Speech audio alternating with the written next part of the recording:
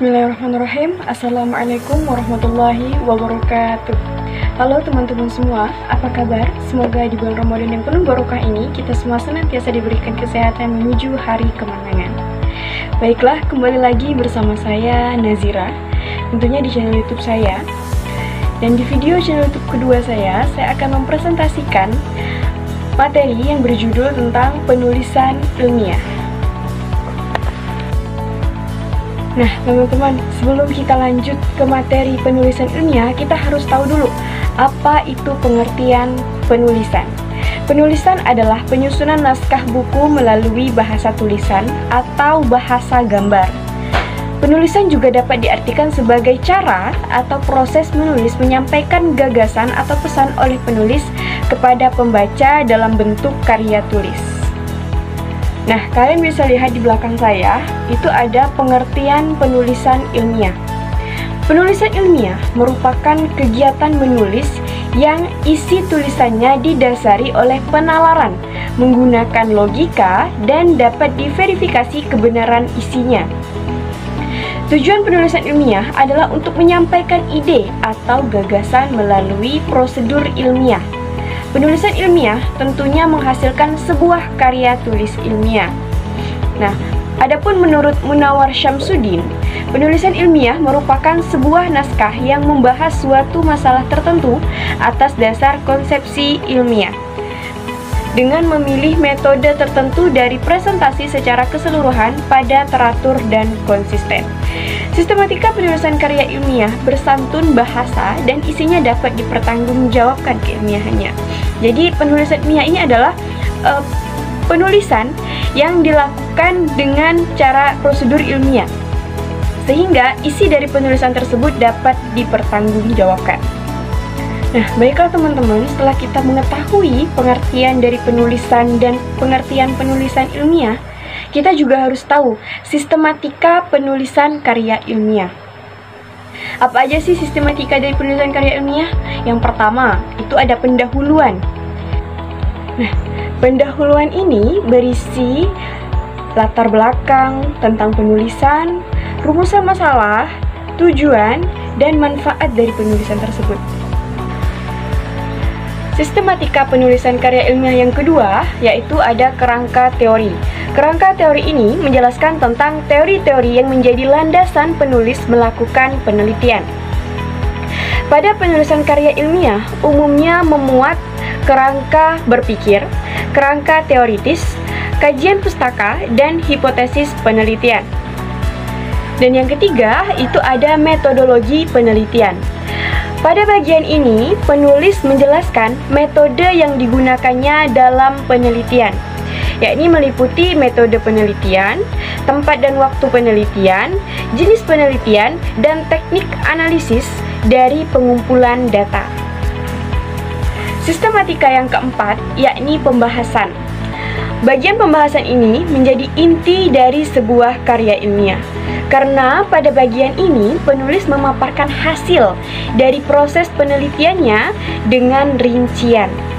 Selain itu, penulis juga harus menyajikan hasil penelitian secara detail dalam bentuk grafik, tabel, ataupun gambar. Dan sistematika yang terakhir, yakni penutup. Sesuai namanya, bagian ini merupakan penutup dari karya ilmiah yang penulis buat. Bagian ini terdiri dari kesimpulan dan saran. Penulis juga menyimpulkan hasil temuan analisis kasus dengan jelas. Kemudian penulis juga diminta melakukan saran-saran yang ditujukan kepada pihak-pihak tertentu. Nah, teman-teman, setelah kita mengetahui sistematika dari penulisan ilmiah, kita juga harus mengetahui apa sih manfaat dari penulisan ilmiah ini. Nah, manfaat dari penulisan ilmiah yang pertama yaitu melatih dan mengembangkan kemampuan membaca yang efektif. Nah, selain membaca yang efektif, penulis juga mendapatkan keuntungan untuk melatih dan mengembangkan kemampuan menulis yang efektif. Jadi tidak hanya membaca saja yang efektif, tapi penulis juga bisa menulis tulisan ilmiah yang efektif. Nah, untuk manfaat yang kedua, yakni melatih diri dalam menggabungkan review bacaan yang diambil dari berbagai sumber atau referensi. sumber yang dari buku atau referensi yang dari internet itu bisa kita gabungkan. Nah, itu adalah salah satu manfaat penulisan ilmiah. Oke, untuk manfaat yang ketiga, yakni membiasakan diri dengan kegiatan kepustakaan. Jadi, kita yang sudah terbiasa menulis ilmiah tentunya mendapatkan referensi itu tidak hanya dari internet, tentunya juga dari sumber-sumber buku-buku yang ada di perpustakaan. Nah, jadi ketika kita ingin menulis penulisan ilmiah selanjutnya, kita sudah tahu nih buku apa yang akan kita gunakan. Dan untuk manfaat yang keempat dari penulisan ilmiah adalah meningkatkan tupoksi antara data dan fakta secara lugas dan sistematis, jadi tidak bertele-tele. Yang kelima, mendapatkan kepuasan intelektual. Yang keenam, ini sudah jelas sekali yang keenam ini, yaitu memperluas dunia ilmu pengetahuan.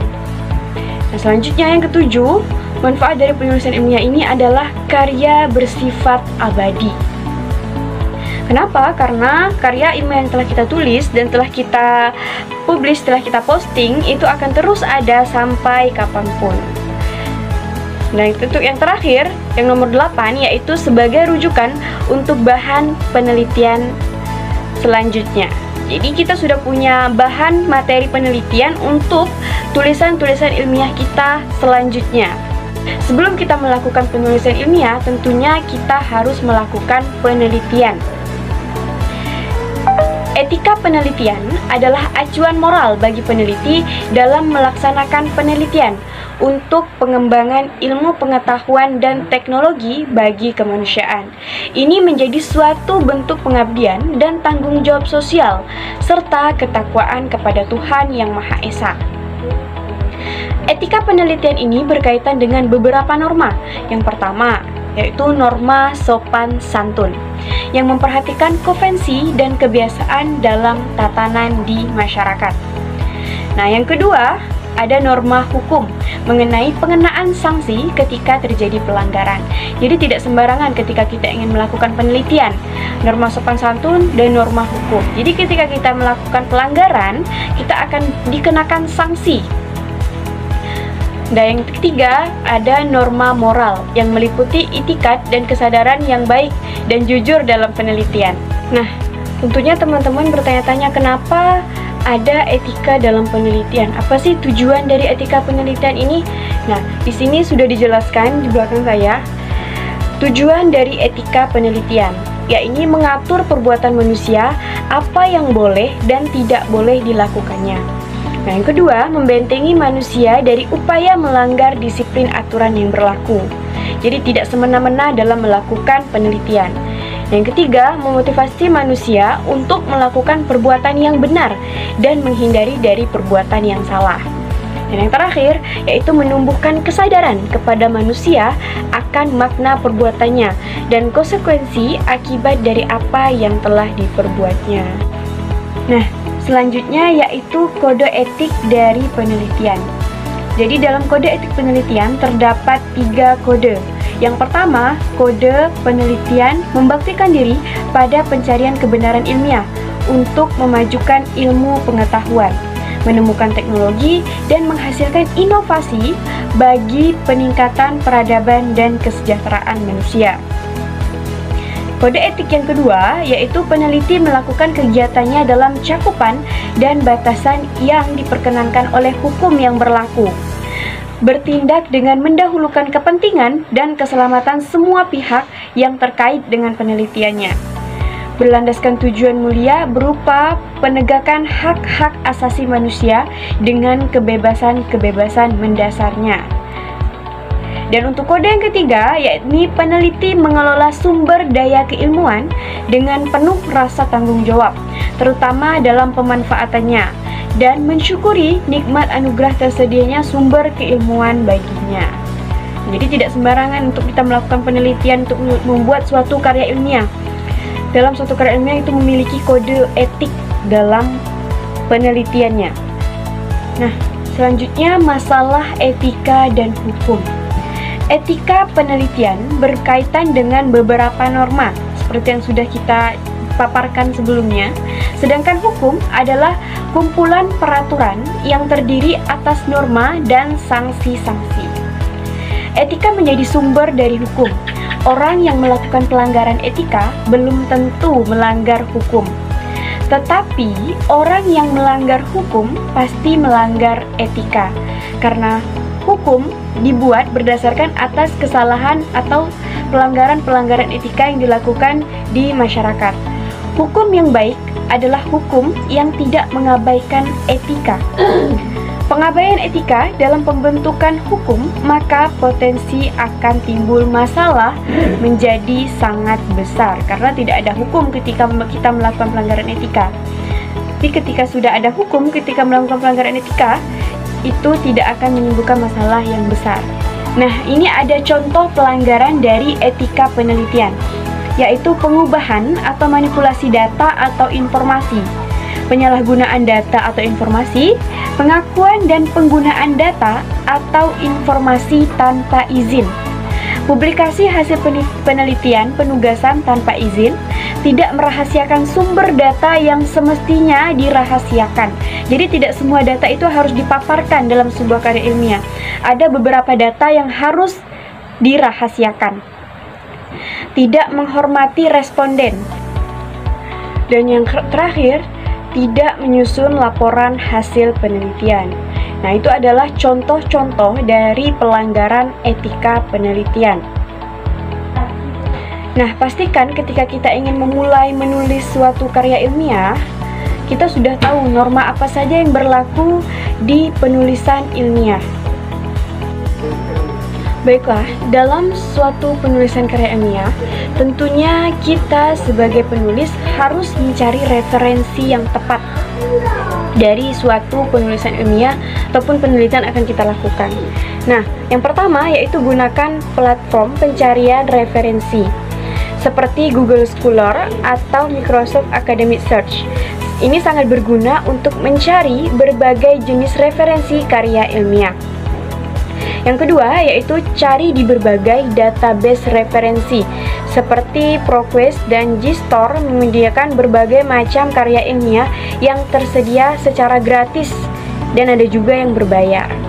Yang ketiga yaitu cari di jurnal terkemuka. Sumber referensi yang bagus yaitu mereka menyediakan berbagai artikel karya ilmiah yang berkualitas tinggi dan dapat membantu kita menemukan referensi yang tepat. Jadi jangan gunakan referensi dari jurnal abal-abalan. Yang keempat yaitu gunakan situs web terkemuka. Ini juga sama seperti yang sebelumnya, jangan gunakan situs web yang abal-abalan ya teman-teman. Dan yang terakhir, gunakan aplikasi referensi. Selesai sudah pembahasan kita tentang penulisan ilmiah. Jadi, panjang banget ya pembahasan kita dari awal sampai sekarang. Jadi, saya harapkan kepada teman-teman untuk kedepannya agar lebih sering lagi membaca buku. Karena selain menambah wawasan, membaca juga dapat membuat kita mempunyai pemikiran-pemikiran yang hebat. Dan tentunya kita juga bisa menambah referensi kita untuk penulisan ilmiah-ilmiah kita selanjutnya. Jadi, buat teman-teman, semoga video ini bermanfaat dan semoga kalian bisa menjadi penulis yang hebat ke depannya. So, sekian dari saya. Akhiran, Allahumma fiqh lakum. Wassalamualaikum warahmatullahi wabarakatuh. Bye.